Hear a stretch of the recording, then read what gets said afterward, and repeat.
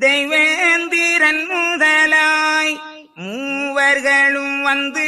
முதலோ நடிபணிந்து பரமனே நீரும் படைத்த யுகரெண்டதிலும் பரமேதும் கேட்டு வாழ்ந்தவரை கண்டில்லமே. அந்த தந்தம் இல்லா ஆணுவங்கள் தானும் இல்லா இந்த வகை ஜாதி இல்லாமல் ஈசுரரே இறந்தாலவனும் பெரியோ நடி வணங்கி வரந்தாரும் என்று வாளாயுதத்தோடே வலிவும் பலமும் வாய்த்த சூரப்படையும் கொலிவும் பெரிய குவிந்த மதில் கோட்டைகளும் கெட்டு கிளைப்பாணி கிரண மதுவுடனே நட்டு பயிரால் நாளும் பசி தீர்ந்து இருந்து பொறுக்க ராஜ்யம் ஒன்றுண்டாக்கும் வருந்தி மகாதேவர் மலரோ நடி வணங்கி ஆதி சிவனும் அதிக சந்தோஷமதாய் வேதியரை தன் வருத்தி விளம்புவாரி சுரரும் மாலும் பிரம்மாவும் வாய்த்த பரமேசுரரும்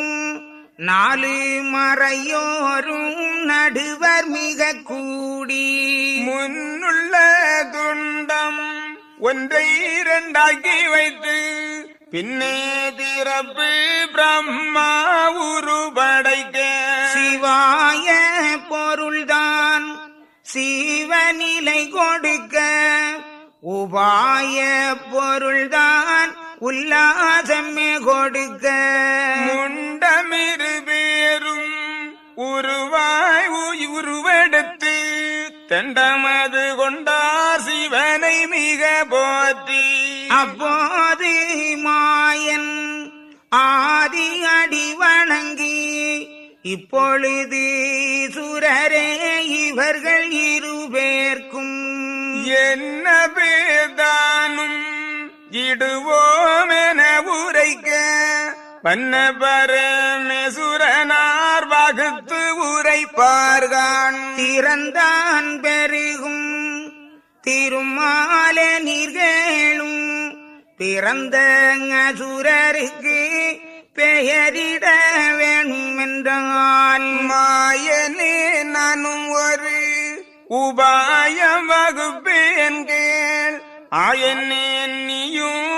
அது கேட்க வேணும் என்றார் அண்ட பிண்டம் காணா ஆதி கைலாசம் அதில்